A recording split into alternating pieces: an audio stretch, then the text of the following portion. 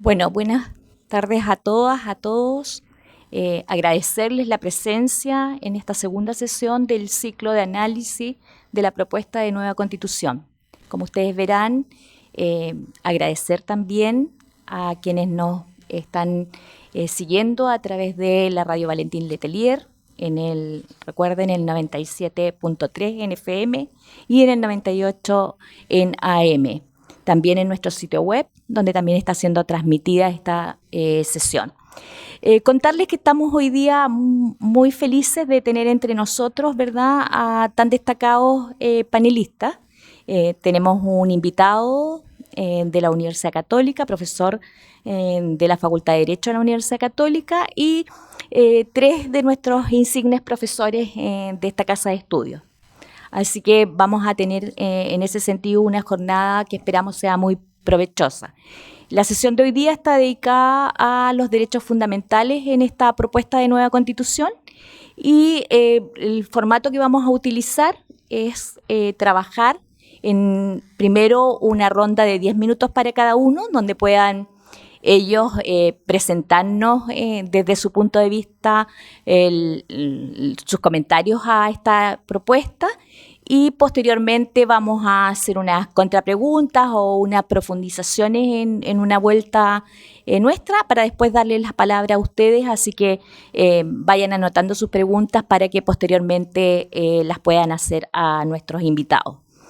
Primero quiero dejar con ustedes como nuestro invitado externo, ¿verdad?, al profesor Claudio Alvarado, como les decía, de la Facultad de Derecho de la Universidad Católica.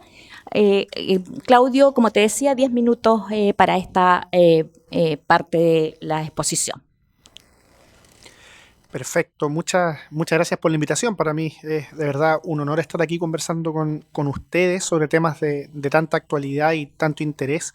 Y por supuesto que es un desafío el cumplir los 10 minutos que se han pedido, no solo porque los abogados típicamente somos buenos para hablar, sino porque además estamos hablando de un tema como es la regulación, la propuesta de derechos fundamentales que contiene el texto que elaboró la Convención Constitucional, muy extensa, ¿cierto? Son 101 artículos, si no me equivoco, de la propuesta, los que tratan temas de derecho. Entonces yo, en virtud del tiempo, obviamente voy a tener que hacer una selección y lo que me propongo compartir con ustedes en los minutos siguientes son básicamente tres consideraciones. En primer lugar, poner el acento en algunos cambios, en algunas innovaciones que formula la propuesta de la Convención en materia de derechos fundamentales respecto del orden constitucional vigente.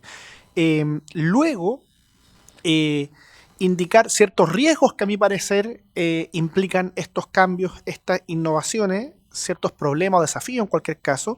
Y después, en tercer lugar, indicar muy someramente, a esa altura vamos a ir a los 9 minutos 50, algún tipo de consideración sobre qué otras alternativas habían para evitar dicho riesgo. Ese es el plan de la exposición. Entonces, parto directamente con lo primero.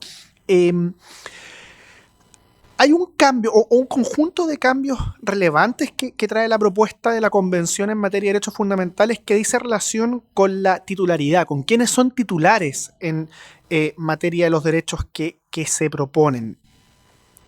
Por ejemplo, bajo el orden constitucional vigente se ha entendido por lo que dice el texto de la Constitución actual y también por lo que ha indicado la jurisprudencia que el ser humano no nacido, el embrión o feto, el niño o niña que está por nacer, es titular de derechos fundamentales.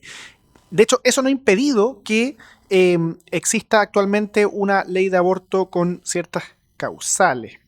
Bajo la propuesta de la Convención, en cambio, el que está por nacer, por emplear la terminología habitual del Código Civil, no es contemplado como titular de derechos fundamentales. Eso es consistente con una propuesta específica que trae la Convención. En eso el texto que elaboró el órgano constituyente es coherente, me parece a mí. Es consistente con que el artículo 61 se garantiza a todas las mujeres y personas con capacidad de gestar las condiciones para una interrupción voluntaria del embarazo libre de violencia e interferencia por parte de terceros, ya sea individuos o instituciones. Lo cual a su vez es consistente con que la Convención Constitucional rechazó expresamente cuando se propuso la objeción de conciencia no solo institucional, sino que individual. O sea, hay un cambio en la titularidad de los derechos fundamentales en materia del no nacido que a su vez es coherente con ciertas propuestas del texto. Luego hay un segundo cambio en materia de titularidad que también es bien significativo, y que dice relación con considerar a la naturaleza como sujeto de derechos. Esa es otra innovación de gran entidad. Y es importante no solo porque se trata de una excepción importante a nivel del constitucionalismo comparado. Existen algunos casos, ¿cierto? Está el caso australiano, pero son pocos casos. Pero no solo es excepcional por eso, sino que además es excepcional porque digamos que una parte significativa de la tradición occidental o distintas corrientes dentro de la tradición occidental típicamente han considerado que el sujeto de derecho es aquel que es capaz de sostener ciertos deberes. Nada de esto implica negar la necesidad de protección de la naturaleza, estamos en contexto de una crisis climática, pero habían distintas alternativas para plasmar en un texto constitucional un marco de mayor resguardo o protección de la naturaleza. Y el texto de la Convención opta por una alternativa que es difícil de apropiarse por parte de muchas tradiciones. Uno podía optar por deberes del Estado en esta materia, uno podía optar por ciertas prohibiciones para las personas, pero aquí se consagra una visión de mundo, subyace al texto, digamos, una visión de mundo que es difícil de apropiación así como está por parte de muchas corrientes de pensamiento. Un segundo cambio emblemático en materia de titularidad. Y después hay un tercer cambio, que es el último que voy a indicar en virtud del tiempo, en esta primera parte de la introducción, que tiene que ver con el trato que se da a ciertos, llamémoslo así, en amplio, entes colectivos por parte de la Convención Constitucional. En algunos casos, por ejemplo, los pueblos indígenas, el reconocimiento de la titularidad de derechos fundamentales y derechos colectivos en particular es bien claro. En otros casos, como el tratamiento de las personas jurídicas por parte de la Convención, fue bastante más restrictivo. Entonces, aquí también hay cambios respecto al orden constitucional vigente que no son uniformes o susceptibles de agotarse o resumirse bajo una sola etiqueta. No es que uno diga que la propuesta de la Convención aquí lo cambia necesariamente en un solo sentido. Comparado con los pueblos indígenas, tenemos que hay un cambio que va en cierta línea. Comparado con las personas jurídicas, que hoy día sí son titulares de derechos fundamentales, el cambio es bastante mayor. Cambio que a su vez, uno piensa cómo se aproximó la Convención a las personas jurídicas, a mí me parece que es bien consistente con el modo en general en que aborda la provisión de derechos sociales, ¿cierto? Uno piensa en educación, por mencionar solo un caso, en virtud del tiempo, y la aproximación del texto de la Convención a educación es, digámoslo así, hostil a la tradición centenaria de provisión mixta en materia educacional. No es que niegue, no es que prohíba expresamente la provisión mixta en materia educacional, pero más bien la acepta o la tolera, digamos. Se menciona que existirán instituciones reconocidas por el Estado, pero pareciera considerársela más bien como un problema que como una virtud o una realidad histórica difícil de modificar por el texto constitucional. De hecho, el pilar específico que permitía asegurar la libertad de enseñanza, tal como típicamente se ha entendido, la libertad para crear y gestionar establecimientos educativos, con esas palabras no se reconoció en el texto, salvo en el caso de los pueblos originarios. Y una ambivalencia respecto al carácter mixto del sistema educacional, como mencionar un solo caso, que es consistente, insisto, con la restricción, con la medida restrictiva que tuvo el texto de la Convención en materia de personas jurídicas. Lo que quiero indicar con estos ejemplos, ¿cierto?, una aproximación diferente a la titularidad del no nacido, de la naturaleza y de las personas jurídicas. Hay cambios respecto al orden actual que además parecieran responder a un determinado programa. Con eso paso al segundo punto. ¿Qué riesgo veo yo con todo esto? ¿Qué riesgo veo yo con el tratamiento que da la Convención a las personas, a los derechos de las personas, considerando estos cambios que he mencionado a título simplemente ejemplar? Yo veo un primer riesgo, que es un riesgo de naturaleza política y que tiene que ver, me parece, con el momento en el que estamos involucrados, y es que a la hora de redactar los derechos fundamentales por parte de la Convención, a mí me parece que no existió conciencia de que el desafío de la Convención Constitucional era ofrecer un pacto políticamente transversal, susceptible de apropiarse por parte de distintas corrientes y tradiciones de pensamiento. Si uno piensa en los ejemplos que yo he dado, es claro que en algunos de esos ejemplos, como el caso del aborto, la sociedad chilena está dividida.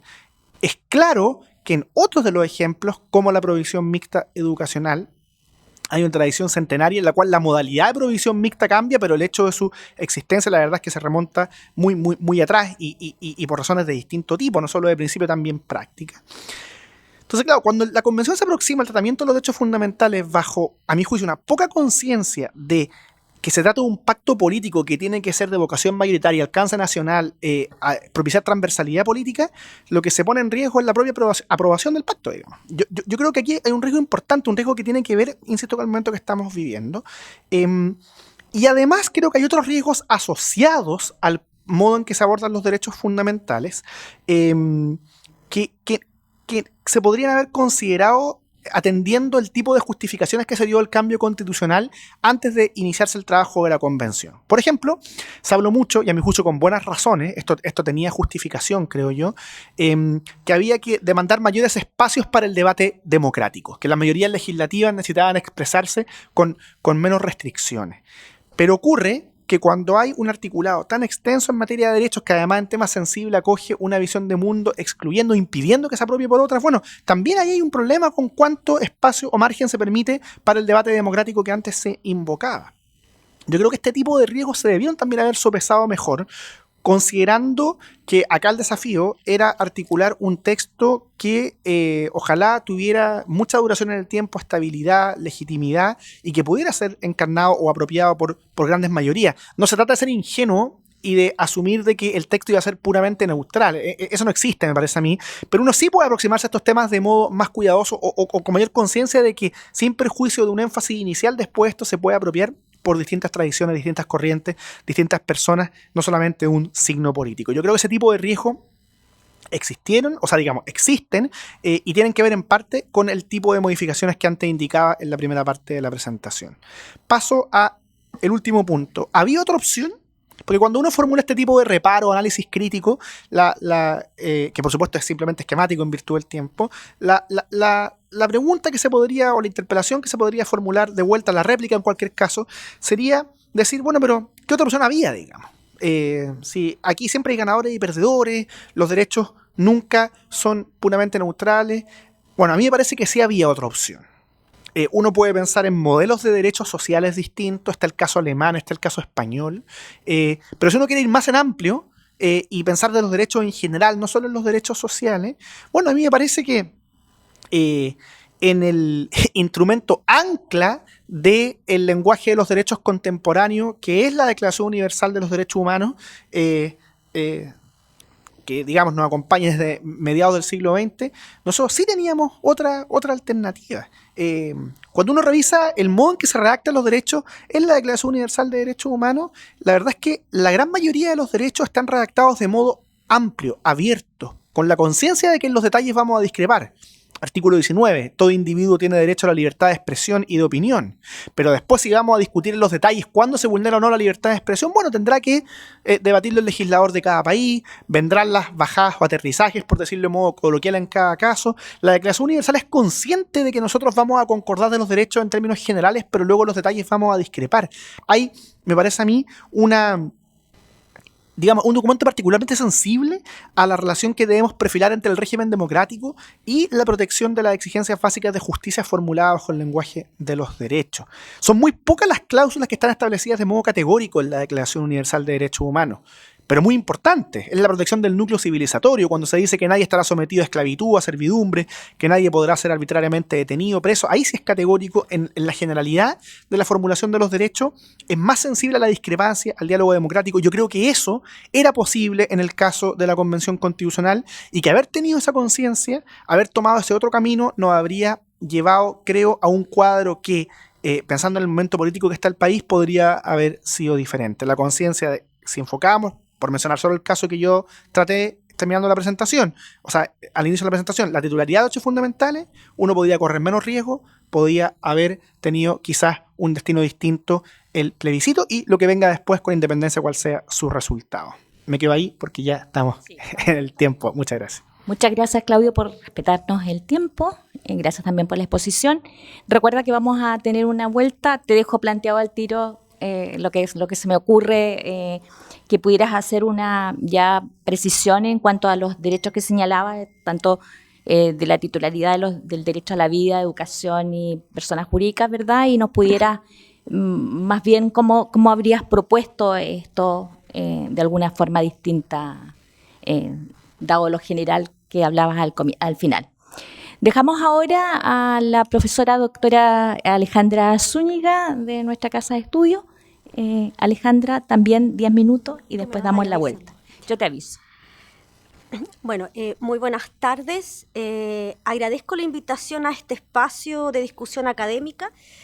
En honor al tiempo, quisiera comenzar distinguiendo 3 momentos fundamentales, ¿no?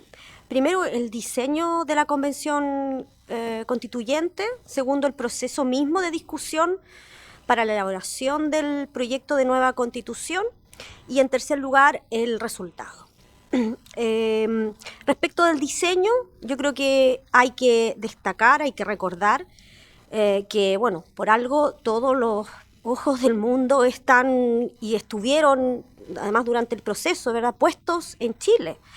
No hay que, creo yo, no hay más que entusiasmarse y celebrar que por primera vez una constitución fue generada y discutida en una instancia elegida por voto popular, con paridad de género y con reserva de escaños. En segundo lugar, respecto del procedimiento mismo, uno puede observar que se produjeron sí ciertas cuestiones, claro, que comenzaron a distorsionar el debate, generando opiniones y declaraciones que tendían a exagerar y a ridiculizar incluso las posiciones de un lado y de otro. Y esto fue un problema global del proceso que condujo a que la convención perdiera valioso tiempo discutiendo muchas veces propuestas e indicaciones que no solo en mi opinión, sino de muchos, ¿verdad?, eran más bien bastante descabelladas, ¿no? Y que fueron, por cierto, además en su mayoría rechazadas. Y que por otro lado, sí, no se discutieran en cambio otras propuestas que contenían otras propuestas, digamos, de contenido que sí eran serias y estaban bien planteadas por falta de tiempo o apoyo de ciertos grupos de presión que, como todo proceso político, también existieron en la Convención Constituyente y que tendieron a dominar el debate. El problema de esto fue que no solo se dejaron fuera propuestas importantes, en mi opinión, y se introdujeron otras que eran más cuestionables, sino que se generó una confusión no menor en la ciudadanía respecto de qué es lo que finalmente fue aprobado como parte del texto de nueva Constitución y que no fue finalmente rechazado. Y las declaraciones, claro, de algunos convencionales, lo hemos visto, no han sido muy útiles o conducentes, ¿verdad?, a clarificar estas confusiones, ¿no? Creo que y de todos los colores políticos, acá no hay ningún no me refiero a nadie en particular, sino que en general las dudas están todavía, lamentablemente, en la ciudadanía respecto de qué es lo que finalmente se está aprobando. Bueno, finalmente el resultado, ¿no? El resultado, y en esto yo tengo que ser muy, muy seria, porque este es un foro académico, y mis opiniones son por lo mismo en mi calidad de académica y no en mi calidad de ciudadana o de votante. El proyecto de nueva Constitución, como todo texto jurídico, más aún uno con la complejidad propia de una Constitución, es un texto que tiene virtudes y tiene defectos. Es un texto que tiene excesos y faltas. Y en lo que ahora nos interesa, que es la regulación, ¿verdad?, de los derechos fundamentales, puedo decir que así como hay aciertos, hay novedades, como se ha dicho aquí, ¿verdad?, que creo yo que hay que celebrar en el texto, también creo que hay una serie de problemáticas, de dificultades, que voy, en los 5 minutos creo que me quedan, no sé, voy a tratar de enunciar de manera muy general y más a modo de interrogantes que de respuestas. Yo, Pati, no te voy a poder decir quizá con tanta claridad cómo lo habría hecho, porque probablemente hay cosas que simplemente ni siquiera habría puesto, ¿no? Pero sé como muy interrogante para que podamos conversar sobre quizá cómo se puede llegar a clarificar eso en un futuro, si es que este proyecto de una Constitución se aprueba, ¿verdad?, en las eventuales reformas que se vayan a generar, o si el proyecto se rechaza y es necesario hacer un texto nuevo. Bueno, tener el cuidado, como se ha dicho aquí, además de no volver quizá a cometer esto que, en mi opinión, insisto, como académica, creo que fueron desaciertos. Entonces, con un afán meramente descriptivo y de manera además no sistemática, evidentemente por el tema del tiempo, ¿no? Quisiera centrarme en cosas muy, muy, muy concretas que a mí me han causado dudas o que me siguen complicando, ¿no? Desde un punto de vista, insisto, meramente académico. En primer lugar, quisiera comentar el problema de la progresividad de los derechos fundamentales, ¿verdad? La progresividad de los derechos fundamentales. A ver, esta Constitución, como ustedes saben, opta por abandonar el antiguo y ya, por cierto, añeja clasificación de los derechos en derechos de primera generación, segunda generación, tercera generación, porque es lo que ha hecho la literatura especializada en el último tiempo, la jurisprudencia internacional, etcétera, ¿no? En eso no hay tanta novedad, en el sentido de que se haya optado por definitivamente abandonar esa antigua clasificación de los derechos y se haya querido establecer, ¿verdad?, que todos los derechos fundamentales son igualmente importantes y que además están interrelacionados. Y eso me parece que está muy bien. El problema, ¿verdad?, es que en los hechos, ¿verdad?, en el texto mismo, lo cierto es que la progresividad de los derechos se establece como una cláusula general para todos los derechos fundamentales, lo que por cierto es algo que hace ruido, ¿no? Todos los derechos fundamentales son progresivos, o sea, no hay derechos que tienen un núcleo mínimo que debe ser reconocido, garantizado además por el Estado de inmediato. Porque cuando uno habla de progresividad, lo que está de alguna forma diciendo es que el Estado eventualmente puede excusarse del cumplimiento de ciertos derechos por ejemplo, razones presupuestarias, razones de índole económico, ¿verdad? No se han construido los suficientes hospitales, no se han construido los suficientes, escuelas, no se han establecido todavía los mecanismos para, el cumplimiento de ciertos derechos. Pero claro, la pregunta es, ¿todos los derechos fundamentales tienen esta característica de progresividad? ¿Cuáles los tienen y cuáles no? ¿No? Y eso quedó como confuso, creo yo, en el texto.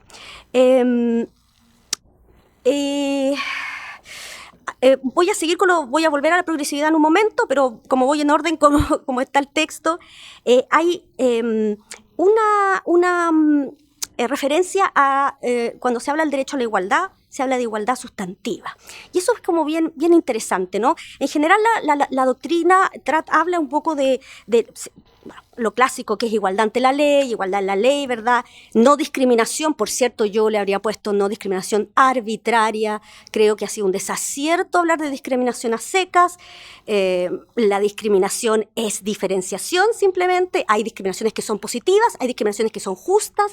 Creo que no debió haberse ahorrado palabras precisamente en esta situación, ¿no? La discriminación sabemos que es indebida, que es injusta, es la arbitraria o la ilegal y no cualquier tipo de diferenciación. El derecho, lo sabemos, diferencia, es lo primero que uno aprende cuando está aprendiendo derecho, ¿no? Que hace distinciones que son importantes y que no son injustas, ¿verdad? Pero se habla de igualdad sustantiva y es interesante que no sabemos lo que es eso, ¿verdad?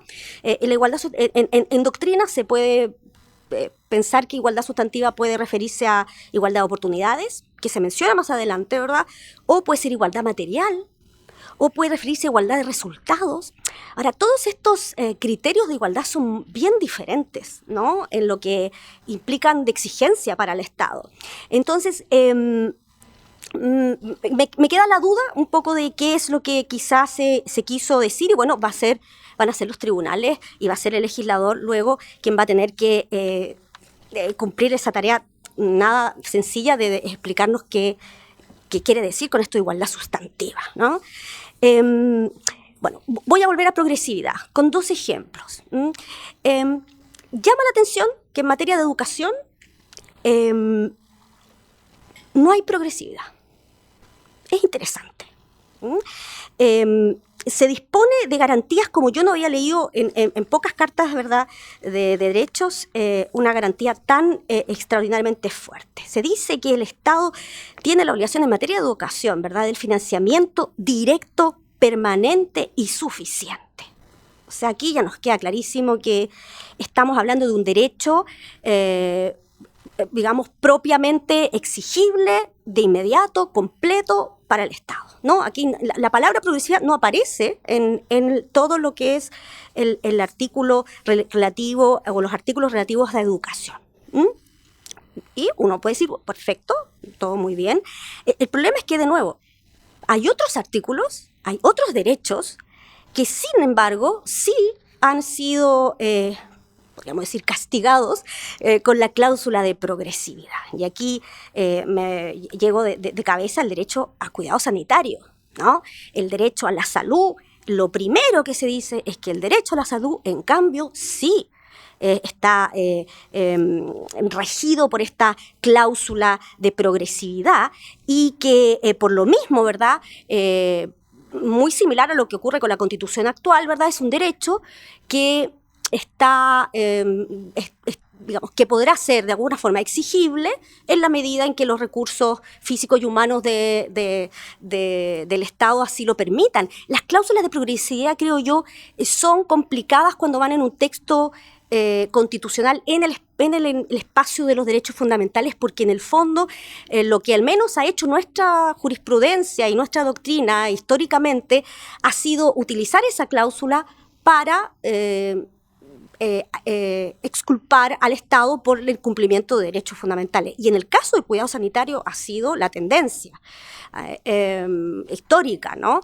Luego, llama la atención por qué este derecho, y hay otros, por cierto, muchos otros derechos que están con esta cláusula de progresividad, que de alguna forma incluso podríamos decir que lo que hace es desjudicializar el derecho, es decir, lo que hace es, bueno, desincentivar, ¿verdad?, el recurrir a los tribunales de justicia para hacer efectivos esos derechos, porque claramente si son progresivos, entonces no podemos exigir ningún núcleo concreto al Estado, ¿no?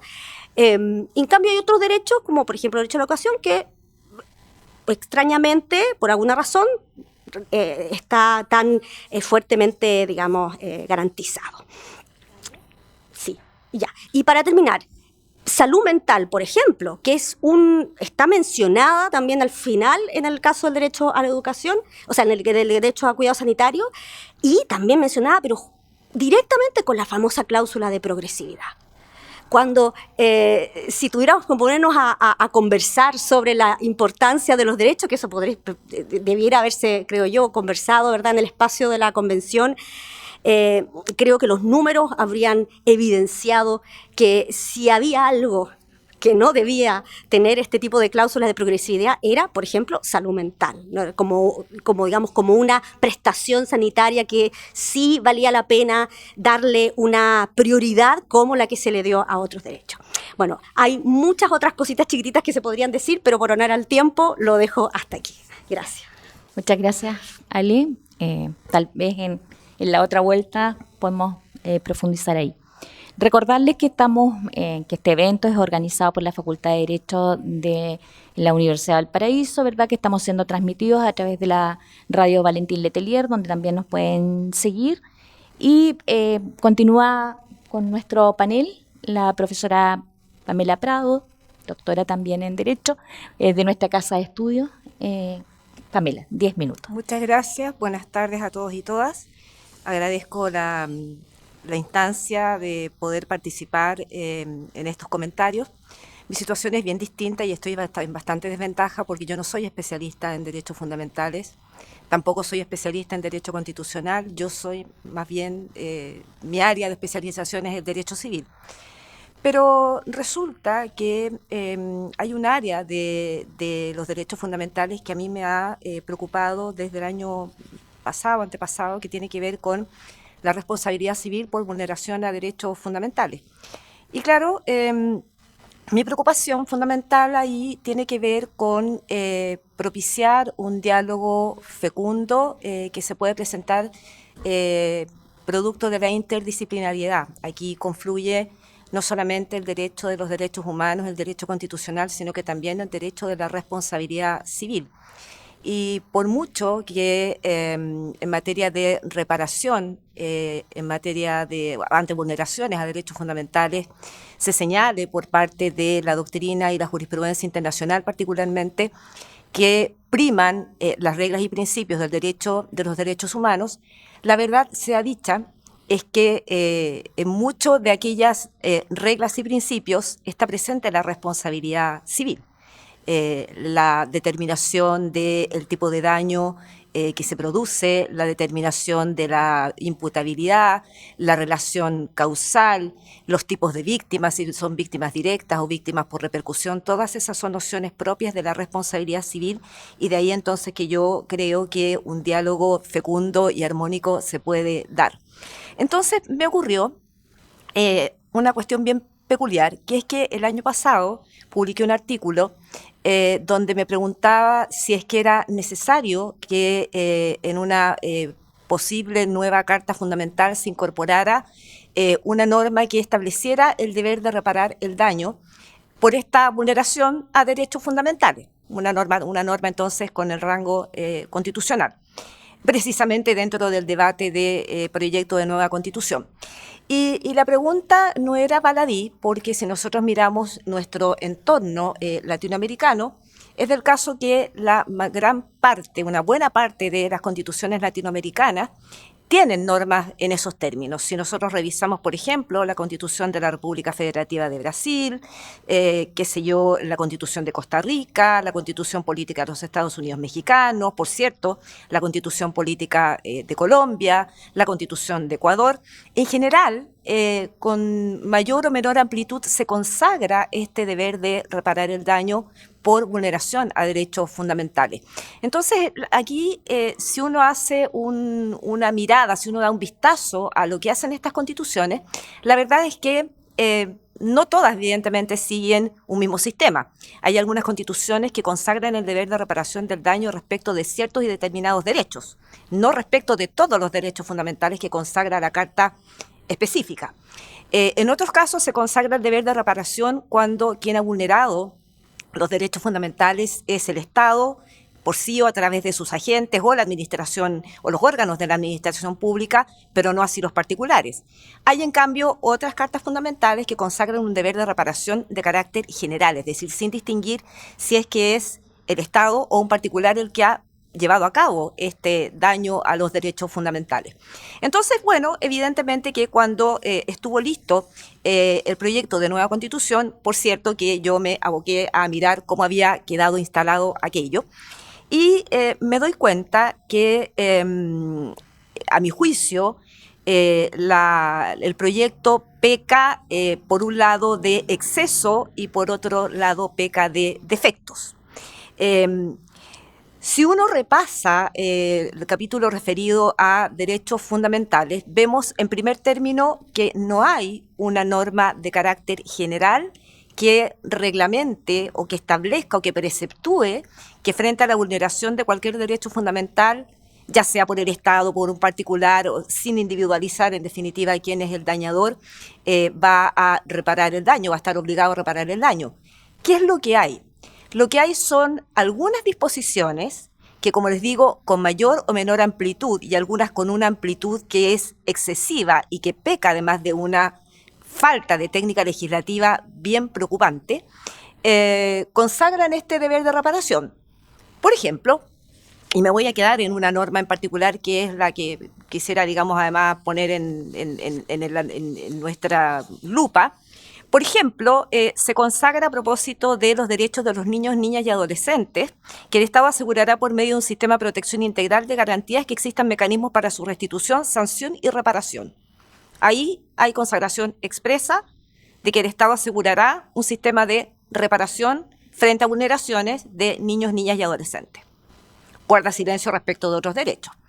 Por ejemplo, tratándose del artículo 79, por cierto, y esto es conocido, se consagra el derecho de los pueblos y naciones indígenas a sus tierras, territorios y recursos y establece que la restitución constituye un mecanismo preferente de reparación de utilidad pública e interés general. Curioso lo que establece esta norma, porque si bien aquí evidentemente no me cabe duda que existió una decisión de carácter política de dar lugar a esa fórmula de reparación, la verdad de las cosas es que en general si uno revisa los sistemas en materia de reparación integral de los daños ocasionados por vulneración a derechos fundamentales, no existe esta idea de cuál es el mecanismo o modalidad preferente, sino que en realidad eso se va viendo de caso a caso.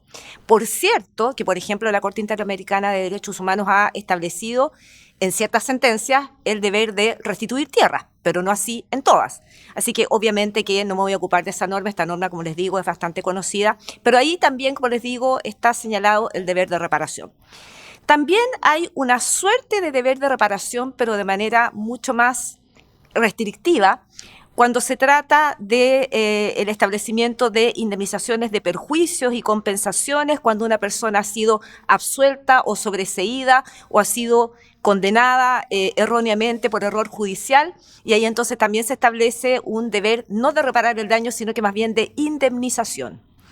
Y hay una norma que yo la encontré también bastante interesante de comentar, que es fundamentalmente el artículo 24, donde se establece este deber de reparación frente no solamente a delitos que se denominan core crimes, ¿cierto?, que son los delitos de lesa humanidad, crímenes de guerra y genocidio, sino que establece el deber de reparación frente al despojo territorial. Despojo territorial. Yo me pregunto, me llama la atención, primero que todo, que dentro de este catálogo de core crimes, como se les denomina, se incorpore este despojo territorial. Claro, uno puede entender que aquí tuvo un trasfondo de carácter político, sociológico, en fin, pero yo me pregunto como buena civilista, ¿y esto implicará entonces que si se produce un caso de precario, yo podría apelar al artículo 24 para que a mí me reparen entonces el daño, porque aquí yo tuve un despojo territorial? La norma no distingue quién es el que despojó, sino que simplemente habla de despojo territorial. Y bueno, y este artículo 24, a diferencia de las otras disposiciones que consagran este deber de reparación de manera muy, digamos, genérico, deber de reparación, ni nada más, este artículo 24 es bastante detallista en lo que se refiere a las distintas modalidades de reparación que forman parte de lo que se denomina la reparación integral del daño por violaciones a derechos fundamentales, que en todo caso no tiene nada nuevo bajo el sol, salvo respecto a las garantías de no repetición con las reglas y estándares del derecho a la responsabilidad civil. Me salió, por cierto, los civilistas. Pero creo que esta norma, desde el punto de vista de la técnica legislativa, es bastante redundante. Por ejemplo, si es que yo veo lo que señala el numeral 5 de este artículo 24, donde dice que el Estado garantiza el derecho a la memoria y su relación con las garantías de no repetición y los derechos a la verdad, justicia y reparación integral, pero si eso ya lo había dicho, todo eso es reparación integral. O sea, se trata de una norma, como les digo, que pienso que con esta redundancia, con este exceso, verdaderamente peca de una malísima técnica legislativa. ¿Qué es lo que me queda entonces dando vuelta? Me queda dando vuelta, no sé cómo voy con el tiempo, pero me queda dando vuelta el por qué se adoptó esta decisión de para ciertos derechos y no para todos, cuando era mucho más sencillo incorporar una norma de carácter genérico. Me queda dando vuelta entonces qué va a ocurrir con el resto de los derechos, pero eso probablemente lo vamos a poder seguir conversando un ratito más. Muchas gracias. Muchas gracias, Pamela. Idealmente, si en la vuelta nos cuentas algunos de aquellos derechos en que debiese haber sido expresamente tal vez incluido. Dejamos con ustedes ahora al profesor José Luis Guzmán, profesor Guzmán, ¿verdad?, también de nuestra casa de estudio, doctor en Derecho, y como saben su área de especialización es el Derecho Penal, pero también nos va a comentar sobre derechos fundamentales, que es el objeto de este panel. Muchas gracias, Patricia, distinguido colega invitado, querida compañera, decano, director, en fin, para todas las personas presentes es un motivo de alegría estar aquí con ustedes. Yo realmente, créanme, aquí voy a hablar como ciudadano, el único momento en que hablo como ciudadano. Jamás pensé en mi vida que Chile iba a vivir un momento tan importante como este, de poder discutir y sancionar democráticamente una constitución, que es un hecho absolutamente inédito en nuestra historia, generado, como decía Alejandra, por una auténtica asamblea de representación popular. Y ya no hablo más como ciudadano, ahora hablo como penalista. A ver, en el proyecto de constitución contiene muchísimas disposiciones que son de significado penal. Algunas directas, o sea, directamente penales y procesal penales, y más que son disposiciones que se refieren a principios generales del ordenamiento jurídico, normas sobre distintas ramas del derecho, problemas jurídicos que con toda seguridad van a tener influencia en lo penal. A mí me encantaría tratar de estas últimas, que son las verdaderamente configuradoras del contenido del derecho penal del porvenir, sobre todo de su parte especial. La misma Constitución, este proyecto es muy consciente, sobre todo en sus disposiciones transitorias, de que debe dictarse un nuevo Código Penal. Eso está claro, la legislación penal que se dicte con arreglo a la Constitución. Pero claro, eso excede mucho mi competencia. Me tengo que limitar nada más que a una pequeña muestra, dada la cabida de tiempo que tenemos, a una pequeña muestra de las disposiciones penales explícitas, hay algunas implícitas también, las que versan en las garantías constitucionales, y ni siquiera todas ellas, de nuevo por razones de tiempo. Pero hay una extra penal que es de valor capital, creo yo, para el derecho penal del porvenir. Y no solo, desde luego, para el derecho penal, y ni siquiera en primer lugar para el derecho penal, el artículo 62. Toda persona tiene derecho a la autonomía personal, al libre desarrollo de su personalidad, identidad y sus proyectos de vida. En este punto, mucho más que en otros en que el proyecto de constitución en asuntos penales no es innovador para nada, ¿no? En esto el proyecto se nos descubre realmente avanzado. No es un simple ajuste de cuentas con el pasado constitucional y la realidad política del país, como en su momento fue la Constitución alemana en 1949, que puso la dignidad en el primer artículo, dignidad humana, porque tenían un pasado muy oscuro, digamos, ¿no? El pueblo alemán, a propósito de la dignidad de los seres humanos, precisamente, de lo que viene, por lo demás, la cláusula, eso es lo único en que no es avanzado ese artículo, el libre desarrollo de la personalidad. Esa es una elaboración de la jurisprudencia alemana, sobre todo de Werner Mayhofer, en su trabajo sobre la dignidad humana. No, aquí hay más. Autonomía significa sujeción a la propia voluntad, no a la voluntad ajena. El libre desarrollo de la personalidad implica el reconocimiento de que cada quien es libre, en efecto, de proponerse los fines que desee. La identidad es individualidad en todas sus dimensiones y manifestaciones, como reza el artículo siguiente, el 64. Y el proyecto de vida, bueno, designa el plan o el conjunto de planes, uno o varios, simples, complejos, en fin, que cada quien puede tratarse, proseguir, modificar o renunciar, cambiándolo por otro o por ninguno en la vida. Esto es, como les decía, clave para la configuración de qué derecho penal, no cualquier derecho penal, un genuino derecho penal liberal, que no esté basado en un individualismo narcisista, que es al que nos ha acostumbrado mucho, me temo, el momento en que vivimos, ¿no es cierto? Que al cabo no es individualismo, sino que es un individualismo, digamos, no indiferente a la suerte del prójimo, ¿no? Y un derecho penal fundado también en el relativismo en materia de valores, en el relativismo axiológico.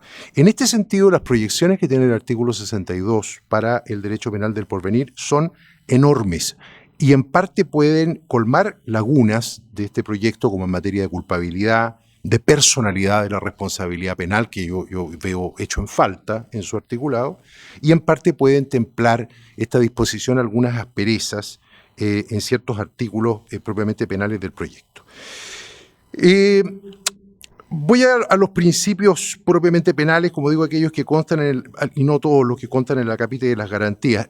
La doctrina extranjera, sobre todo la italiana y la brasileña, que son las más desarrolladas en esto, en el constitucionalismo penal, porque sus constituciones son las más nutridas en disposiciones penales también, suele dividir las disposiciones penales de las constituciones en algunas que son explícitas y otras que son implícitas, y luego dice hay las más importantes son en verdad aquellas que configuran el jus puniendi como relación jurídica, como una relación entre el Estado y el reo, una relación jurídica, no una simple relación de poder. Lamentablemente en el constitucionalismo extranjero, sobre todo en el iberoamericano, hay algunas disposiciones que difuminan el jus puniendi como relación jurídica a través de mandatos de criminalización, de reglas que impiden la extinción de la responsabilidad criminal en ciertos delitos, algo de lo cual hay también en el proyecto de Constitución. Me voy a quedar con disposiciones que son auténticamente fundantes del jus puniendi como relación jurídica. A ver, el conocido principio de legalidad, ¿no? El artículo 112 del proyecto parece satisfacer el mínimo exigido para la legalidad penal en un derecho penal liberal. El mínimo, no el máximo, pero sí el mínimo. Por lo pronto establece, con una fórmula que no está mala, ninguna persona, esto es muy de la tradición chilena, formular este principio en negativo, no en positivo, ¿no? Como Maimónides se refería a Dios, decía, no, Dios no es esto, no, Dios no es esto otro, pues no se lo puede definir positivamente, si esto es una cosa muy simple, es la legalidad, digamos, no es Dios. Bueno, ninguna persona podrá ser condenada por acciones u omisiones, esto es artículo primero del Código Penal, que es un código liberal, conservador, pero liberal, ¿no? Acciones u omisiones que al producirse, o sea, al producirse la acción u omisión, no su resultado, lo que es muy importante, no constituyan delitos según la legislación vigente en aquel momento, o sea, el momento de la acción u omisión. Este es el principio de irretroactividad que inmediatamente es matizado por la retroactividad de la ley favorable en el párrafo siguiente de este artículo, donde se dice, de nuevo en negativo, no Maimónides, ningún delito se castigará con otra pena que la señalada por una ley que haya entrado en vigencia, ya no se dice promulgada, que haya entrado en vigencia con anterioridad a su perpetración, coma, muy importantes son las comas, a menos que una nueva ley favorezca al imputado. Pareciera que este inciso del artículo 112 pretende impedir que se aplique, como ha sucedido en los últimos 20 años en Chile, leyes cuya vigencia está sometida a un periodo de vacancia, de vacatio legis, cuando son más favorables, desde luego, lo que coincide con el hecho de que este artículo, en ese inciso, no dice ley simplemente promulgada o publicada. Pero la salvedad que viene a continuación de la coma, a menos que una nueva ley favorezca al inculpado, parece apuntar en otro sentido. Y además, en una interpretación constitucional, la interpretación constitucional es bastante más compleja, es distinta de la interpretación de las leyes, como ustedes saben, de las simples leyes. En una interpretación constitucional consonante con el liberalismo penal que fluye de ese artículo 62, que tiene como inspiración el artículo 62, debiera respaldar la aplicación ultraactiva de las leyes intermedias, pero solo si son favorables para el reo. Solo si son favorables para el reo. La taxatividad luce en el inciso siguiente del mismo artículo, ¿no? La garantía de que la conducta que se sanciona esté descrita de manera clara y precisa en la ley. Pero cuidado, conducta, antes se ha dicho acción u omisión, es más que acción u omisión. La conducta designa el supuesto de hecho de todo el tipo delictivo, con su objeto material, con su sujeto activo, con las circunstancias en que ocurre la acción. Por lo tanto, esta disposición creo que se presta dócilmente para una interpretación que elimine las famosas leyes penales en blanco, ¿no? Que esto lo hemos vivido durante la pandemia, ¿no? Es el poder penal atribuido, digamos, al poder, no sé, al Ministerio de Salud o más comúnmente ocurre con el Ministerio del Interior, no por la Asamblea buena o mala que tengamos, pero la Asamblea Legislativa que nos representa en el Congreso. Estas garantías de irretroactividad, de retroactividad de la disposición más favorable, de la taxatividad, en fin, valen también para las medidas de seguridad en el artículo 112. Ahora, explícito y muy importante, esto verdaderamente es importante y yo no conozco reglas así en el constitucionalismo extranjero, es que se haya previsto el principio de proporcionalidad. En el artículo 111, letra I, aunque la disposición la enumera como una garantía procesal penal de toda persona, la de ser toda persona sancionada de manera proporcional a la infracción cometida. La proporción sobre la cual se ha trabajado mucho en filosofía del derecho y en el constitucionalismo, a mi modo de ver, yo he escrito sobre este particular, no es un principio jurídico, pero sí un criterio regulativo o una exigencia lógica, o sea, una regla para el conocimiento jurídico que puede cumplir muchas funciones en el derecho penal, en su doble significado de proporción de disposición, conformidad o correspondencia de las partes que constituyen un todo, y en el significado de relación proporcional entre cosas distintas, pero que guardan cierto parentesco entre sí. Lamentablemente la Constitución o el proyecto de Constitución no formula la proporcionalidad en el primer significado. La formula solamente como correspondencia o armonía no de los elementos del delito, importante para los elementos del delito entre sí, ¿no? Y para su fuente en la ley penal, sino que como correspondencia o armonía heterogéneas en el fondo, entre delito y pena. Pero aún así, la proporción, o sea, la proporción en el segundo sentido como analogía cualitativa y cuantitativa entre delito y pena, tiene mucha importancia, tiene muchas implicaciones. Desde luego, la exigencia para el legislador de graduar las penas según la concreta gravedad del delito, y no otros factores, la gravedad objetiva y subjetiva del delito, su antijuridicidad y su culpabilidad, lo que es muy importante porque por allí se llega a dos principios implícitos en este texto constitucional, que son los principios de ofensividad, ofensa, que el delito tiene que suponer una ofensa, ¿no?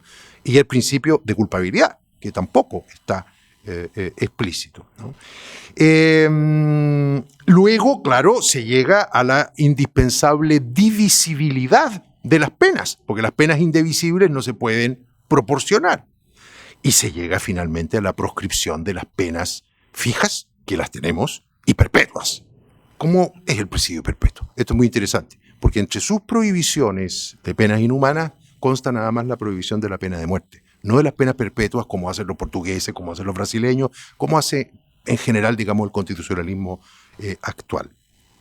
Lo que insinué sobre la culpabilidad es importante también porque, según les decía, el proyecto no contempla explícitamente el principio de personalidad de la responsabilidad criminal como hacen, no sé, la Constitución colombiana o la Constitución italiana.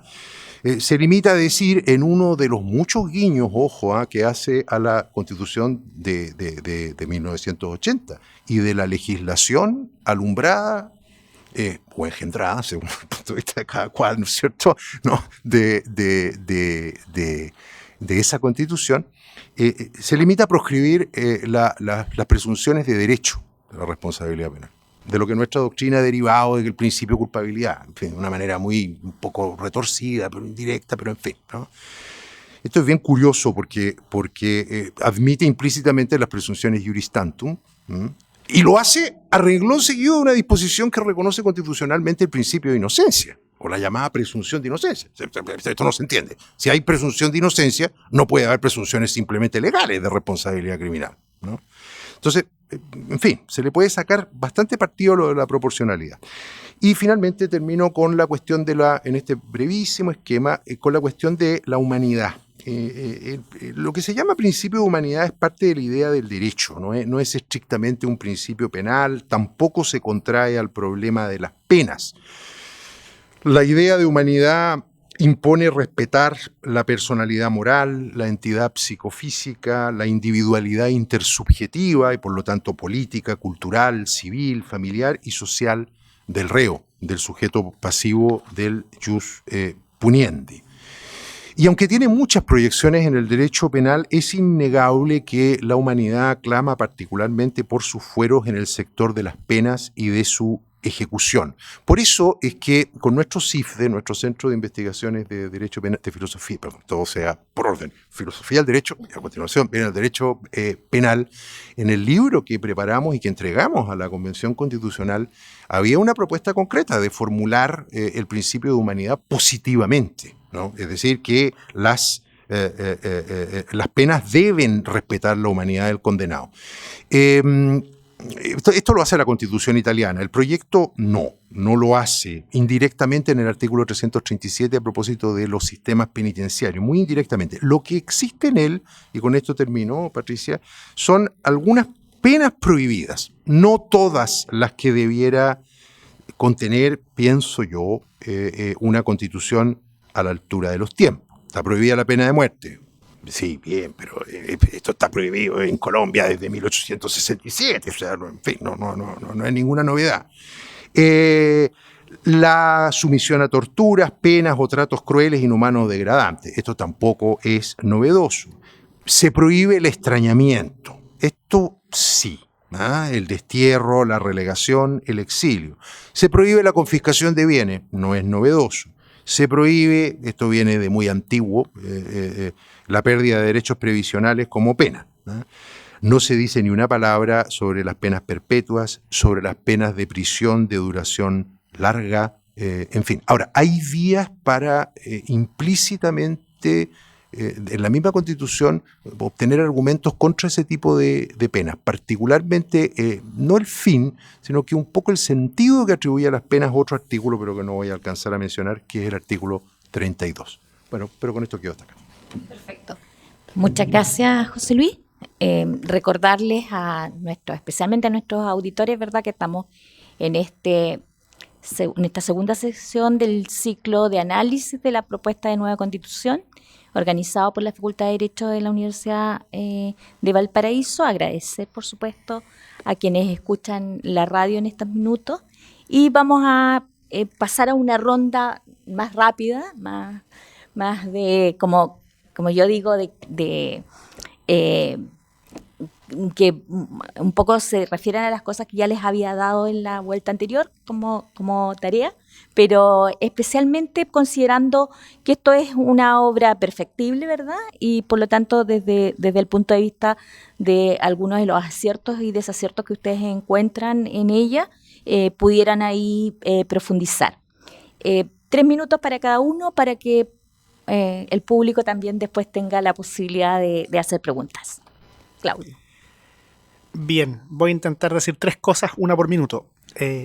La primera, a propósito de la pregunta inicial de Patricia, ¿qué se podría haber hecho distinto? Bueno, yo diría en términos generales, no alcanzo a entrar en cada tema, pero en términos generales, me parece que en materia de derechos fundamentales, el desafío era, por un lado, garantizar lo que podríamos llamar el núcleo esencial de los derechos conforme a el mayor acuerdo mayoritario posible, a las cuestiones indiscutidas en nuestra tradición constitucional o en la doctrina actual, y por otro lado, al mismo tiempo, ser muy diferente con el legislador. Creo que en educación, por mencionar un solo ejemplo, esto no se logró del mejor modo, ¿cierto? ¿Qué costaba poner, perdón por decirlo así, pero para ilustrarlo claramente, qué costaba poner con las palabras habituales, garantizar de manera inequívoca el derecho preferente de los padres a la educación de sus hijos, digamos? Creo que eso se podía hacer sin mayor problema y despertando, ¿cierto?, una adhesión relevante. En materia de diferencia con el legislador, la propuesta constitucional contiene una variedad de fines y principios muy, muy heterogénea que admiten muchos de ellos distintas lecturas: construcción del bien común, justicia social, cooperación, no discriminación, justicia, participación, y eso tiene una serie de problemas, uno de los cuales me parece que es que deja poco espacio para el legislador posteriormente, en cualquier caso son equívocos, y además hay una cuestión aparte anexa que tiene que ver con que se dice que la calidad educativa tiene que ver con el cumplimiento de esos fines y principios. Yo habría sido más diferente, menos ambicioso y al mismo tiempo garantizando de manera inequívoca lo básico. Esa es una primera cosa que quería decir. Me queda 1 minuto 20. Segunda cosa, estoy muy de acuerdo con lo que decía la profesora Zúñiga respecto a lo mal lograda que está la cuestión de la progresividad. Incluso podríamos tener posiciones distintas respecto a lo que debería esperarse la progresividad, pero creo que concordamos en que está muy, muy mal lograda. Es muy singular esto, aplicar la progresividad para ciertos derechos y no otros, y claro, la libertad de expresión va a ser, en fin, yo creo que hay muchos problemas ahí al respecto. Con lo que tengo una diferencia, o un matiz quizás, porque habría que profundizar el argumento para ver hasta dónde llega el contrapunto con lo que decía la profesora Zúñiga, es que se ha dicho mucho que este es un proceso, y en particular un texto, que surge a partir de un proceso inédito desde el punto de vista democrático. Yo estoy de acuerdo en esa constatación, pero lo que me pasa a mí con eso, lo que creo que se debió haber tenido más a la vista, es que eso no era solo un atributo o algo positivo, sino que era una carga. una responsabilidad, justamente porque estamos en democracia y porque se trata de un proceso constituyente nacido en democracia, es que era muy importante propiciar, en los términos de la Comisión de Venecia, el más amplio consenso posible, en términos políticos y en términos de conexión con la sociedad. Y ahí yo creo que faltó, en parte me expliqué algo de mis consideraciones al respecto de la primera intervención. Creo que eso tiene mucho que ver con el momento en que estamos hoy día de cara al plebiscito. Y lo último que menciono simplemente al pasar, a propósito de la cuestión de la responsabilidad civil y de los temas que se mencionaban al respecto, a mí me parece un aspecto singular, digamos particular, pero muy inquietante de la propuesta de la Convención en materia de el tratamiento que se da a los pueblos originarios. Tiene que ver con el modo en que se aproxima a la reparación. Y no lo digo solo en la narrativa del texto o en algunas disposiciones de articulado central, sino en el modo en que está tratada esta cuestión en las disposiciones transitorias. La disposición 28ª dice que la manera de encarar institucionalmente este punto va a ser una comisión que es de resorte puramente presidencial. Esto es un tema muy sensible, digamos. Estamos hablando de una comisión que tiene que determinar catastros, planes, políticas, programas, presentar propuestas de acuerdo. Y esto tiene que ver con demarcación, reparación y restitución de tierra. Es lo más sensible del tema, digamos. Entonces, eso debería estar pensado, me parece, un órgano más bien plural, no solamente de resorte presidencial. Eso, si es que llegara a triunfar la opción a apruebo, esto se concreta, creo que va a ser muy problemático, va a generar más conflictos de los que va a apaciguar. Y sobre todo considerando que en el punto 2 de esta disposición se establece además que la comisión está integrada por representantes de los pueblos y naciones indígenas, lo cual está muy bien, pero ¿qué pasa con todos los otros involucrados, digamos? Yo creo que ahí hay un problema, digamos, de diseño institucional de abordar esta cuestión que podría generar muchos conflictos. Lo dejo ahí. Gracias. Alejandra.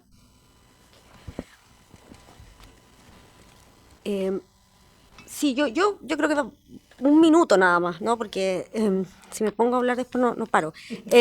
Solamente, en mi opinión, creo que una de las cosas más preocupantes que no alcancé a mencionar del texto dice relación con la eliminación del recurso de protección. Quienes, bueno, trabajamos en el área del derecho y probablemente además muchos ciudadanos se dan cuenta de que, y lo saben porque lo han experimentado, ¿no?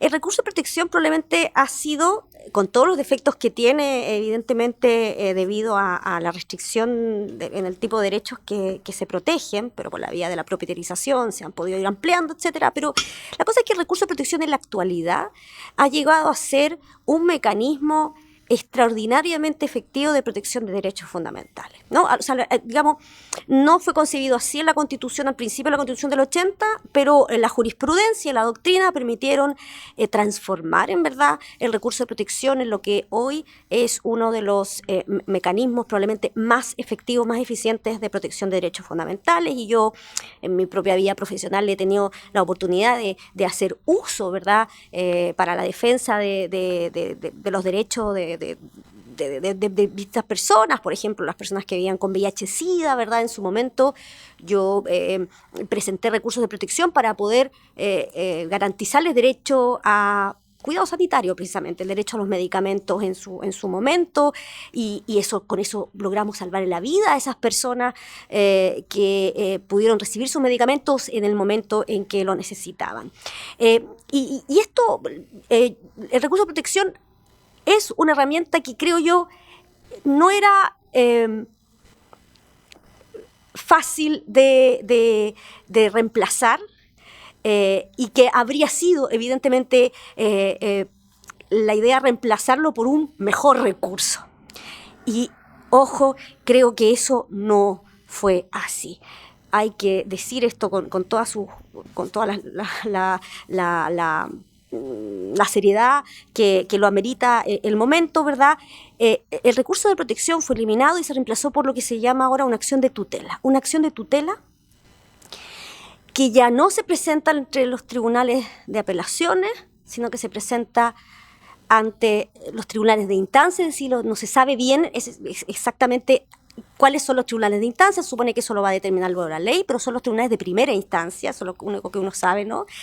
Y se va a presentar, queda muy acotado en cuanto a que es necesario agotar todo otro tipo de recursos judiciales antes de poder presentar este recurso, que además no se puede presentar en contra de, por ejemplo, de sentencias judiciales, lo que, bueno, puede tener un sentido, pero no necesariamente está toda la doctrina de acuerdo en eso, pero no se puede, o sea, se hace muy difícil que llegue a la Corte Suprema, por ejemplo, el conocimiento de un recurso, de una acción de tutela, pero además lo más complicado de todo, es que el procedimiento, se dice, va a ser un procedimiento sumario.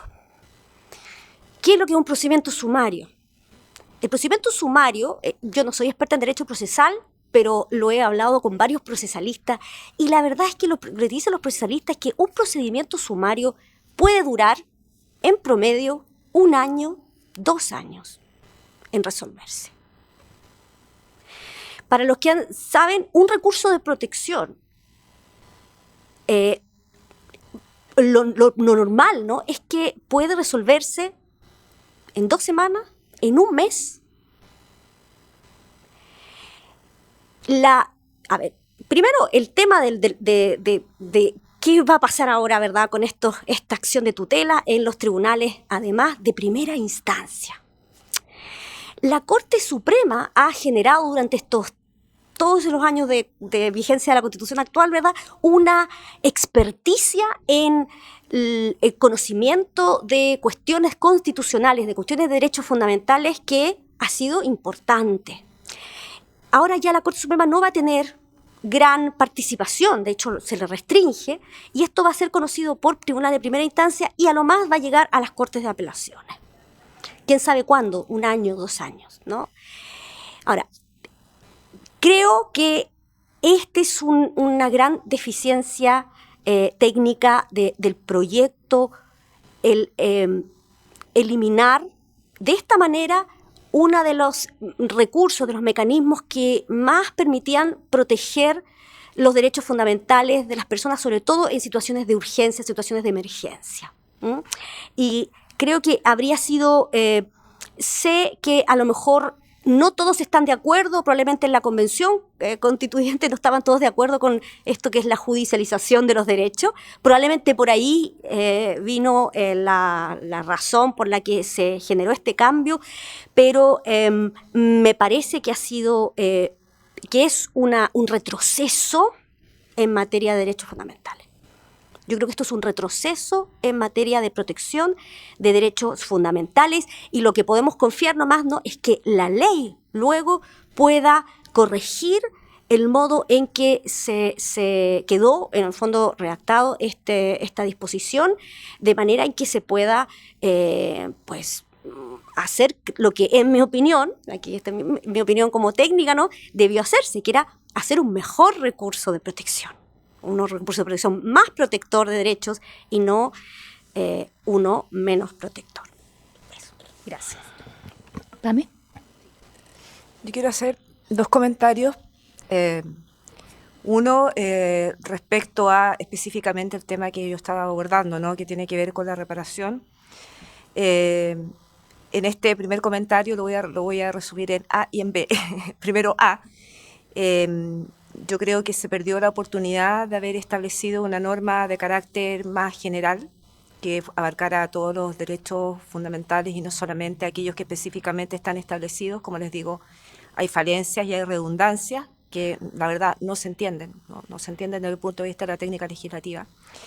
Pero uno ve, tampoco creo que sea tan catastrófico, digamos, no tener una norma en estos términos, porque de conformidad a las reglas y principios generales, incluso de la propia responsabilidad civil, los derechos fundamentales pueden ser reparados, ¿no?, de acuerdo a las reglas generales. Incluso más, yo planteo que no teniendo una norma de carácter constitucional, incluso es factible que se apliquen a nivel interno, y se están aplicando en algunos ámbitos, no en materia de reparación, los estándares del derecho, de los derechos humanos, así que tampoco es tan grave. Pero claro, se echa de menos esa técnica legislativa. Y el segundo comentario que quiero hacer está vinculado con el tema de la reparación, pero quiero tomar los comentarios de Alejandra. eso es complicado, en definitiva, la eliminación de la acción de protección. Yo lo veo a diario en mi calidad de abogado integrante, ¿no? La plasticidad que tiene la acción de protección, la relevancia que adquiere la acción de protección y que aborda todo tipo de ámbitos, ¿no? Más allá de las críticas que técnicamente uno le puede señalar. Pero además aquí hay un tema adicional. La acción de protección no implica reparación del daño, sino que es una medida de carácter urgente que se adopta y luego, con la calma que corresponde, se conocerán eventualmente acciones de reparación de daños si es que ello procede. A mí me da la sensación de que acá, de alguna manera, como que les evocó a la acción de tutela laboral, ¿ya? La diferencia radica en que la tutela laboral, que se conoce por los juzgados del trabajo, el gran propósito que tiene es la reparación del daño. Y la manera como quedaron instaladas las normas de esta acción cautelar, de esta acción de tutela, no permite pensar en que vamos a reparar el daño a través de esa misma acción. Entonces uno se pregunta, a ver, frente a la vulneración de un derecho fundamental voy a tener que ejercer esta acción de tutela y luego en un procedimiento distinto eventualmente obtener una reparación del daño. O sea, realmente es una cuestión bien incomprensible y como dice Alejandra, es de esperar que esto lo corrija, digamos, el legislador si es que el proyecto se llega a aprobar. Eso. Gracias. José Luis. Bueno, voy a aprovechar este minutillo para meterme un poquito en el artículo 32, que no traté. La Constitución, les decía, no se pronuncia sobre el magno problema, que es un problema de filosofía del derecho, en verdad, del fin de las penas. El artículo 32 se limita a establecer que toda persona privada de libertad, o sea que esto está hablando nada más que de las penas privativas de la libertad, ¿no? Solo esas penas, tiene derecho a la integración e inserción social. O sea, esto no es un fin de la pena, ciertamente.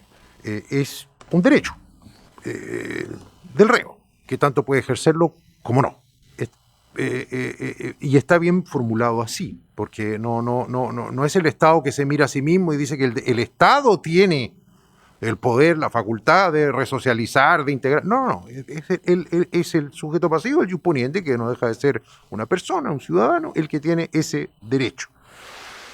Integración e integración sociales, que son conceptos, integración e inserción social, que son conceptos sociológicos, no son conceptos estrictamente jurídicos, sobre todo el concepto de integración social, es un concepto de la sociología general, no tiene nada que ver con la resocialización, ni siquiera con programas mínimos de resocialización, o sea, los programas de no desocialización de los reos, de no aculturación de los condenados.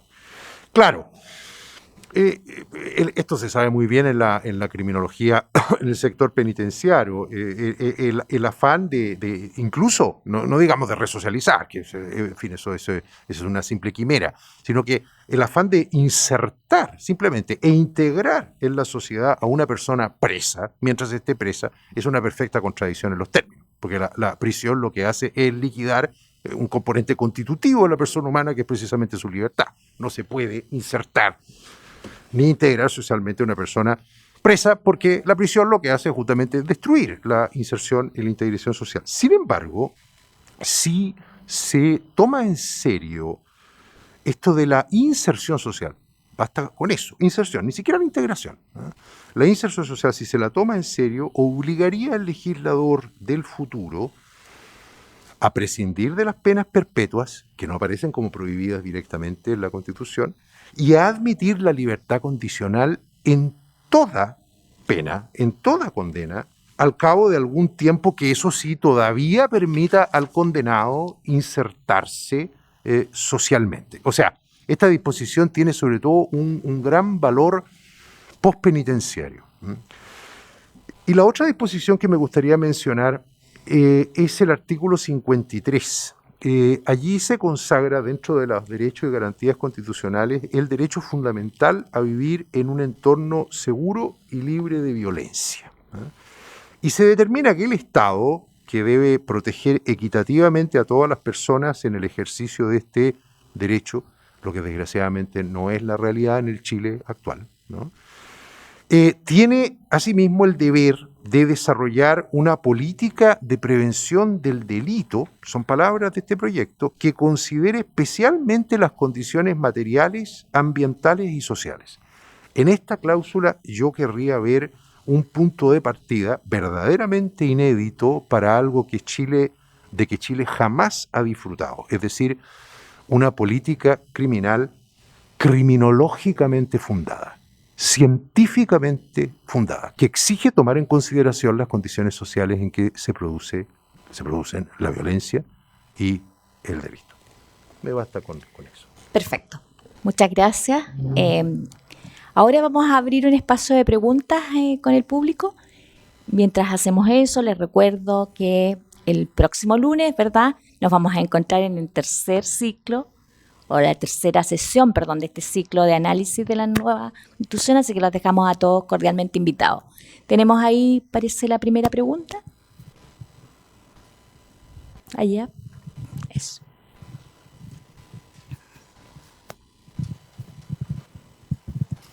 ¿Se escucha? Vale. Quiero hacer una pregunta a la profesora Zúñiga. Me gustaría preguntarle cuál es su análisis o opinión acerca de los derechos o el derecho del artículo 50 relativo al cuidado, al derecho al cuidado, y también su opinión acerca de cómo quedó en comparación al artículo 49, que es sobre el reconocimiento del trabajo doméstico y de cuidado. Y también cómo ve esta regulación en relación al artículo 4 de la propuesta constitucional, que habla sobre las personas y la interdependencia entre las personas. Eso como primera pregunta a la profesora Zúñiga. Perfecto. Vamos a tomar 4 preguntas en una primera vuelta para, mientras tanto, ustedes van tomando nota. Mi pregunta también es para la profesora Zúñiga. Quisiera saber, según su experiencia y sus estudios con respecto al proceso constituyente a nivel internacional, ¿es normal que encontremos esta excesividad de materias reguladas y esta falta de concreción a la hora de llevarlas a cabo en los demás ordenamientos? ¿Es un proceso que se está dando solamente acá por no tener expertos en el tema? Eso, gracias.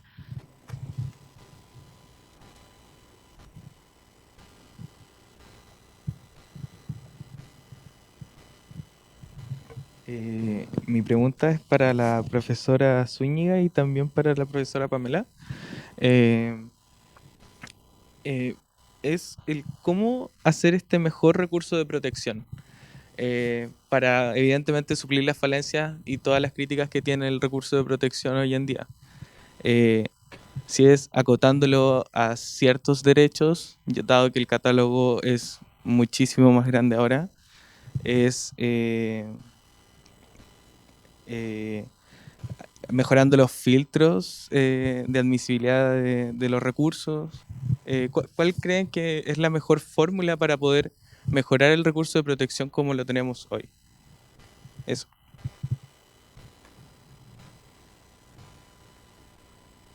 Ya. Parece que partamos con esa, ya que no hay más en este minuto.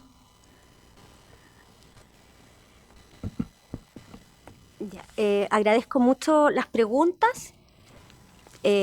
Bueno, sin duda el reconocimiento del trabajo de cuidado, de los trabajos domésticos, la forma en que están reconocidas en el proyecto, ¿verdad? Es una de las grandes novedades del proyecto y claro, jamás habría formado parte de una constitución. No ha formado parte, por cierto, de ninguna constitución del mundo, sino la convención hubiese estado formada de la forma en que fue en su origen, ¿no? Pero claro, de un punto de vista estrictamente de técnica legislativa, aquí para robarle las palabras a Pamela, porque de eso finalmente es de lo que estamos hablando, ¿no? Lo cierto es que aquí hay la convención, y yo creo que con esto también voy a responder un poco la segunda pregunta que me hicieron, ¿no? El texto tiene grandes declaraciones como descriptivas, ¿no? Con una normatividad consecuente bastante deficiente, ¿no? Y yo creo que este quizá es uno de los ejemplos, ¿no? Porque tenemos que primero se describen ciertos hechos que son por todos conocidos, que pueden tener un sentido simbólico, ¿no? Que estén en un texto constitucional. La descripción de un hecho por todos conocido, ¿verdad? Y ya hay muchos estudios sobre aquello, y es que los trabajos domésticos y de cuidado son trabajos socialmente necesarios, ¿verdad? Son indispensables para la sostenibilidad de la vida, ¿verdad? El desarrollo de la sociedad, constituyen una actividad además económica que contribuye a las cuentas nacionales y que debiera ser considerada en la formulación de la ejecución de políticas públicas. Todo eso está muy, muy bonito, ¿verdad? Y uno dice, bueno, puesto que hemos reconocido aquello, entonces, ¿qué va a hacer el Estado que reconoce este hecho tan importante, ¿no? Nada, en verdad. Si uno ve aquí, ¿qué pasa? Bueno, nada, ¿no? A continuación se dice que las personas tienen derecho al cuidado, se dice que tienen derecho a cuidarse, eso es como extraño, ¿no? A cuidarse desde el nacimiento hasta la muerte. Bueno, el Estado se obliga a proveer los medios, aquí sí, medios, para garantizar que el cuidado sea digno y sea realizado en condiciones de igualdad y corresponsabilidad, ¿no? ¿Y qué es lo que hace? Aquí se establece constitucionalmente lo que se llama el Sistema Nacional de Cuidados, ¿de acuerdo? Un Sistema Nacional de Cuidados. Que esa es una política pública que sabemos que tiene el gobierno actual, ¿verdad? Es parte de su política pública, la construcción de un sistema nacional de cuidados, que en el fondo lo que tiene por objeto, ¿verdad?, es permitir que haya, digamos, que el Estado de alguna forma financie el cuidado tanto desde la infancia, ¿verdad?, hasta el cuidado de los adultos mayores, el cuidado de las personas con discapacidad, etcétera, ¿no? Como ocurre en otros países, ¿no? En los países desarrollados existen estos sistemas nacionales de cuidado. El problema, ¿no? Y aquí viene, sí, este sistema, sí, bueno, tiene un financiamiento evidentemente es solidario, es paritario, universal, pero tiene obviamente un financiamiento que será progresivo, suficiente y permanente, ¿no? Aquí la progresividad viene con todo, ¿no? Pero está bien, puede parecer razonable porque es un sistema que no existe en la actualidad. Lo que sí llama la atención es que solo al final de esta disposición se menciona a las cuidadoras. Y ahí es cuando uno empieza a decir cómo es la cosa. Se velará por el resguardo de los derechos de quienes ejercen los trabajos de cuidado. Y la verdad es que eso creo yo que muestra que al final se hizo una gran declaración de principios, pero cuando llegó el momento de reconocer a las cuidadoras el derecho que evidentemente debiera haber sido reconocido, que es un derecho bastante elemental, que es, bueno, si yo hago un trabajo, pues imagino que tendrán que recompensarme por ese trabajo, ¿no? Y lo que se estaba pidiendo, evidentemente, desde muchos sectores, ¿no? Y lo que parecía bastante obvio era, bueno, si cuidar es un trabajo, como lo reconoce la propia norma, que además contribuye al crecimiento de la economía, bla, bla, bla, bla, entonces hay que remunerarlo. Y aquí es donde parece que hay una falta, una ausencia que, bueno, que no se explica, ¿no? Que no se explica y queda esto finalmente en grandes declaraciones que creo, en mi opinión, fueron insuficientes, ¿no? Fueron insuficientes. A lo mejor me están diciendo que estaba pidiendo demasiado al texto, pero bueno, es mi opinión. Creo que si vas a hacer una declaración así, bueno, que tenga algún sentido para efectos después de lo que vas a regular, ¿no?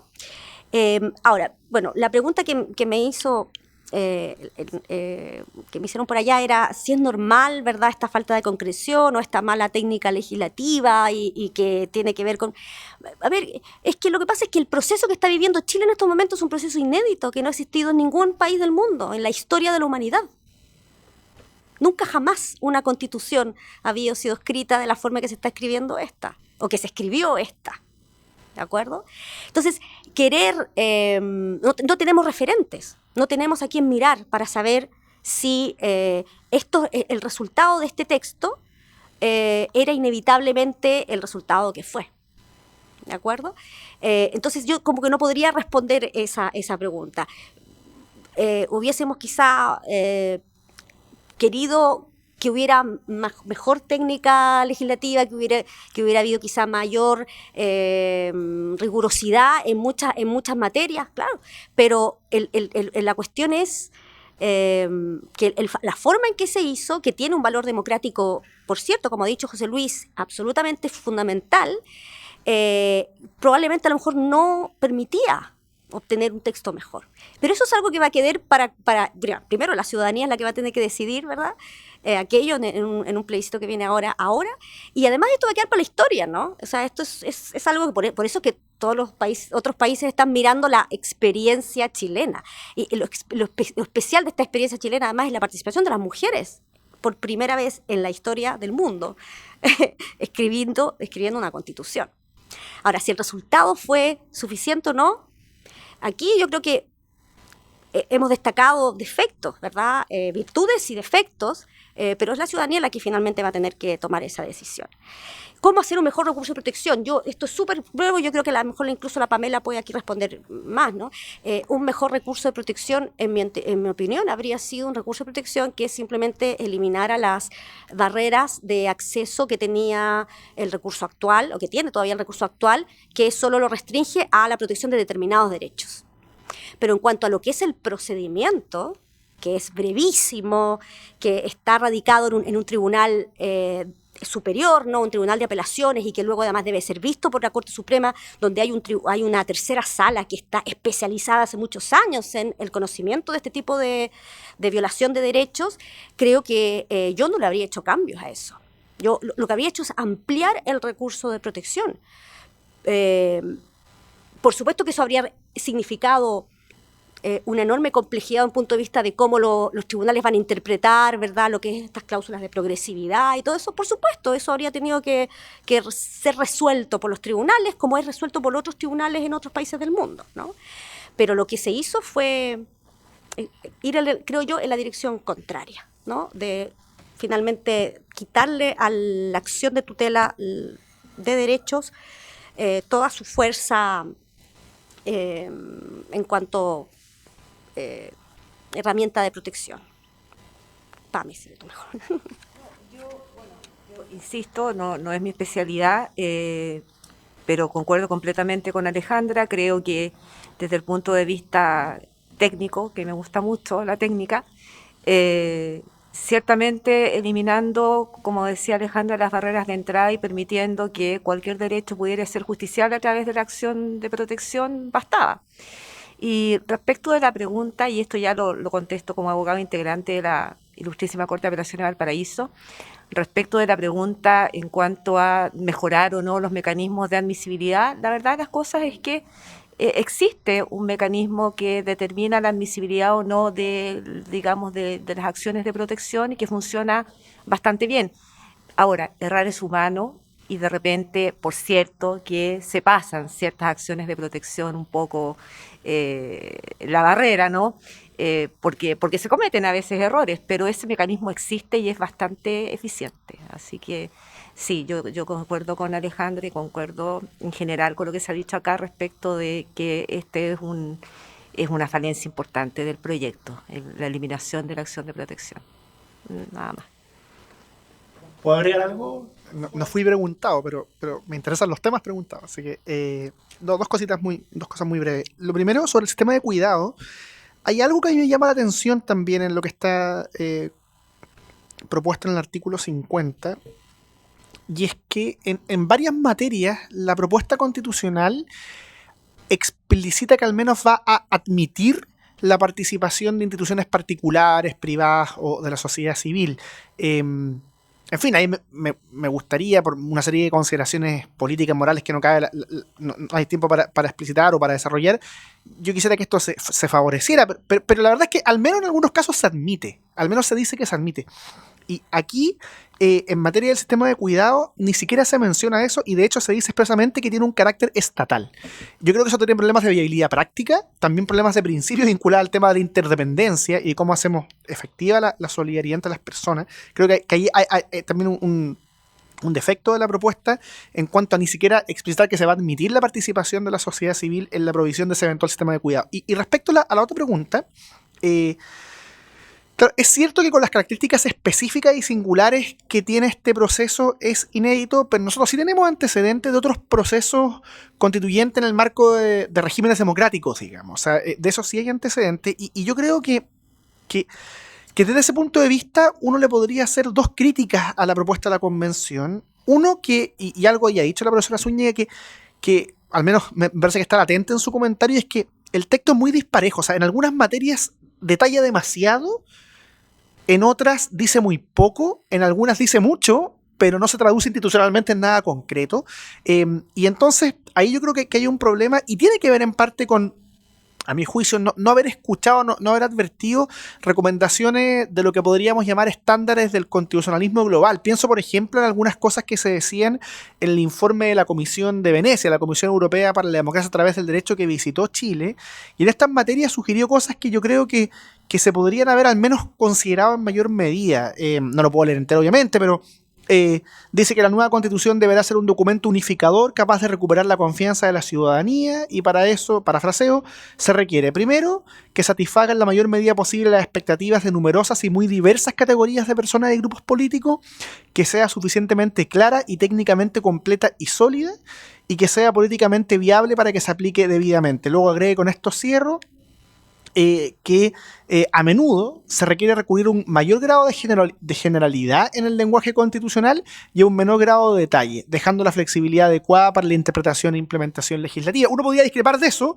y decir, no, sabe que por una serie de motivos vamos a ser detallados.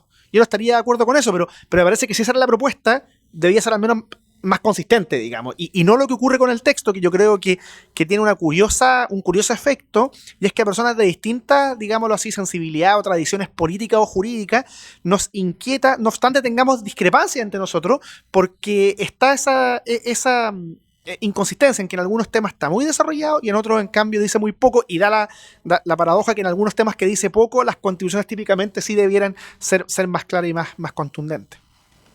Gracias, Claudio. José Luis, ¿tú quieres también aprovechar? Sí, aunque me salga de lo mío, pero hay que tener presente a la hora de juzgar este documento que aquí hablamos de constitucionalismo americano, no europeo. En la gestación de una constitución americana, los norteamericanos nos dicen latinoamericanos, pero nosotros llegamos primero, o estábamos primero, así que nosotros somos los verdaderos americanos, ellos que llegaron después, ¿no? En la gestación de un documento constitucional americano tenemos que considerar sobre todo la realidad americana y sobre todo la realidad nuestra. O sea, la Constitución chilena tiene que parecerse a América y sobre todo tiene que parecerse a Chile.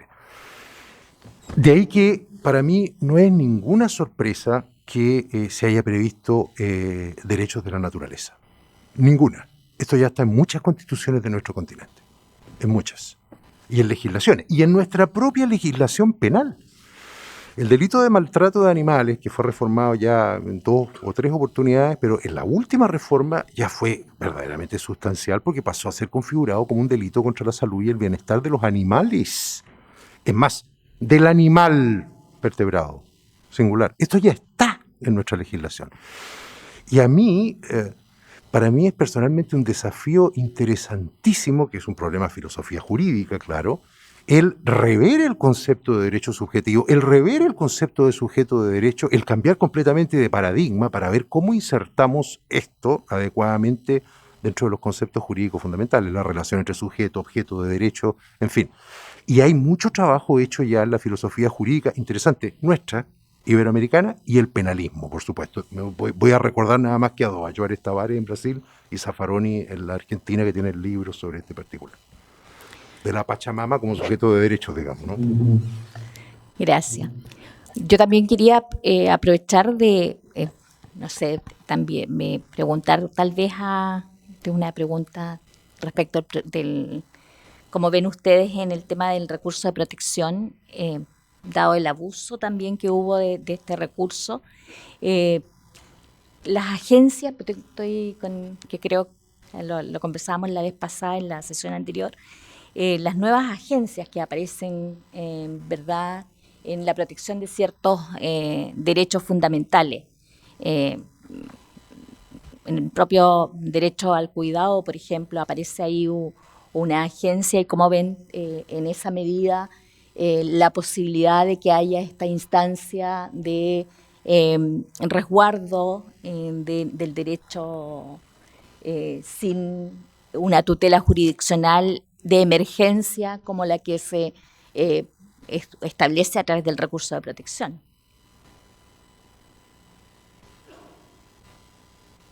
No sé quién parte. Yo diría que es difícil, que efectivamente va a quedar un vacío importante que no sé cómo se va a llenar, digamos, ¿no? No veo cómo... Específicamente lo pregunto, dado, por ejemplo, la Agencia de Protección de Datos. En España sabemos que la mayoría de los temas se resuelven en esa instancia sin tener que ir a una corte superior y se va a una instancia especializada en la materia. Entonces, en Chile estábamos recurriendo en toda esta materia a las cortes de apelaciones vía recurso de protección para regular esto. El que hoy día existe una agencia especializada no mejora la protección del derecho en ese sentido. Sí, a ver, es que es súper interesante lo que tú mencionas. Lo que pasa es que yo creo que quizá hay una confusión, porque el recurso de protección, claro, se utiliza muchas veces normalmente se utiliza para hacer exigible derechos individuales, ¿verdad? Pero en lo que ha sido más eficiente el recurso de protección, lo sabemos, es en lo que se llaman las acciones de interés público. Es decir, en lo que ha sido más eficiente el recurso de protección ha sido en aquellas acciones que, si bien tienen un cariz individual, tienen un efecto eventualmente amplio que puede llegar incluso a exigirle al Estado la modificación de políticas públicas, la creación de políticas públicas o la regulación legislativa de determinadas materias que no estaban bien reguladas. Y ese enorme poder que tiene el recurso de protección, que de alguna forma es una forma de darle a la ciudadanía la posibilidad, ¿verdad?, de movilizar el aparato político y el aparato estatal en determinadas direcciones, eso se va a perder de manera inevitable. Y claro, pues que crees agencias muy eficientes que permitan regular adecuadamente los derechos, pero siempre va a haber individuos que van a verse afectados por la violación o la vulneración de algún derecho y que van a quedar, en este caso, lamentablemente, en una indefensión, creo yo, preocupante, ¿no? Yo estoy pensando siempre en las materias en las que trabajo, en cuidado sanitario, en igualdad, y no veo cómo ahí se va a poder un poco suplir esta carencia. Yo, pensando en las cosas que se han dicho, en las respuestas de los profesores presentes en el panel, agregaría dos cosas. La primera es que o sea, el efecto del punto de vista de la percepción de las personas también es muy complejo, porque y esto yo lo digo de una posición que en términos conceptuales abstractos, yo soy más bien crítico de lo que se ha llamado la judicialización, en términos generales, no voy a entrar más en virtud del tiempo, pero claro, hay que ver cómo funcionan las cosas en la práctica a la hora de proponer diseños institucionales. Creo que eso requiere mucha humildad y mucha diferencia como a la situación real en la cual están insertas, en este caso, la propuesta de constitución. Y yo creo que aquí hay una eventual mezcla, en el caso de que triunfe la opción apruebo, muy compleja entre, por un lado, lo que ha pasado con el recurso de protección y por otro lado, lo que se propone en materia de inaplicabilidad. O sea, creo que son cosas distintas, ¿cierto? Pero creo que la percepción ciudadana podría traducirse paradójicamente en una sensación de indefensión a consecuencia de lo que se propone. Eso es una consideración. Y por tanto creo que, claro, uno por supuesto que podría pensar en abstracto, en perfeccionar el recurso de protección, incluso si uno tuviera una posición más ambiciosa de la mano, ¿cierto?, del resguardo político de los derechos, el resguardo institucional, en incluso eliminarlo en abstracto. Pero creo que la manera de hacer eso, dado cómo funcionan las cosas en Chile, debiera ser mucho más gradual y mucho más atenta a cómo se entiende por parte de los usuarios. Eso es una cosa. Y lo otro es que a la hora de pensar en nueva agencia, digamos, yo reconozco que esto es una consideración más digamos, de hecho, pero yo soy escéptico de la capacidad del Estado chileno de hacerse cargo de toda la implementación que propone el texto de la convención.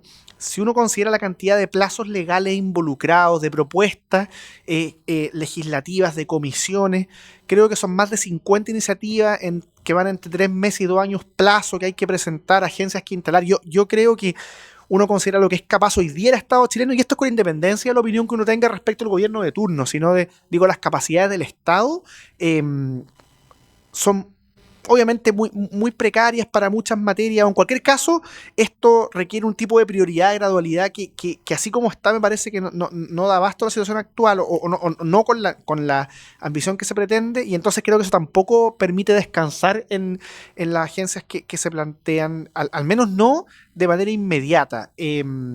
Y por eso me parece que, aun cuando uno sea crítico de la judicialización, vuelvo al punto inicial, que es mi caso, de hecho en abstracto, la manera concreta de abordarlo es muy, digamos, creo que es de muy discutible éxito o requeriría ciertas reformas en la manera en que se propone la implementación para que sea viable. Perfecto. Muchas gracias. Agradecer nuevamente a todos los presentes por haber compartido con nosotros, ¿verdad?, esta sesión. Dejarles plenamente invitados a la próxima, el lunes.